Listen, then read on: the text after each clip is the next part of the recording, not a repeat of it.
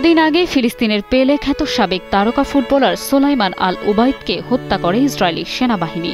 তার মৃত্যুতে ইউরোপের ফুটবল নিয়ন্ত্রক সংস্থা উয়েফা শোক জানালেও মৃত্যুর কারণ উল্লেখ করেনি। এতে খেপেছেন লিভারপুলের ফরোয়ার্ড মোহাম্মদ সালাহ। এক্স পোস্টে উয়েফা লিখেছে, বিদায় সোলাইমান আল উবাইদ, প্যালেস্টাইন পেলে। তিনি এমন এক প্রতিভা যিনি অন্ধকার সময়েও অসংখ্য শিশুকে আশা দিয়েছেন। এই বিবৃতির জবাবে মিশরের তারকা খেলোয়াড় সালাহ প্রশ্ন ছুড়ে দেন, আপনি কি বলতে পারেন উবাইদ কিভাবে, কোথায় এবং কেন মারা গেলেন? সালাহর এই মন্তব্যের পর উয়েফার বিরুদ্ধে ক্ষোভ প্রকাশ করেছেন ক্রীড়াপ্রেমীরাও। তাদের মন্তব্য, উবাইদের মৃত্যুর ঘটনায় ইসরায়েলের দায় এড়িয়ে যাওয়ার চেষ্টা করছে সংস্থাটি। পদ্মা সেতু, মেট্রো রেল এবং এলিভেটেড এক্সপ্রেসওয়ে নির্মাণের গর্বিত অংশীদার বসুন্ধরা সিমেন্ট। তারা উয়েফাকে পুনরায় বিবৃতি প্রকাশের আহ্বান জানিয়েছেন।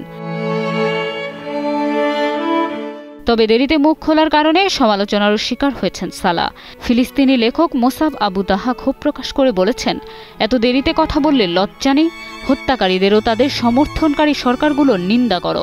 এর আগে গেল বুধবার ইসরায়েলি সৈন্যরা ত্রাণের অপেক্ষায় থাকা মানুষের উপর গুলি চালালে নিহত হন 41 বছর বয়সী উবাইদ। তার স্ত্রী ও 5 সন্তান রয়েছে। তিনি গাজার অন্যতম জনপ্রিয় ফুটবল তারকা ছিলেন। গাজা ছাড়াও পশ্চিম তীরের মার্কাজ শাবাব আল আমারি ক্লাবের হয়েও খেলেছেন তিনি।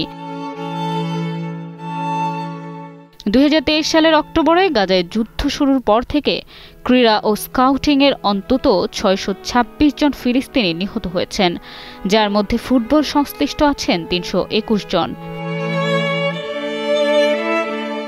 পপি অধিকারী, ইন্টারন্যাশনাল ডেস্ক, কালের কণ্ঠ।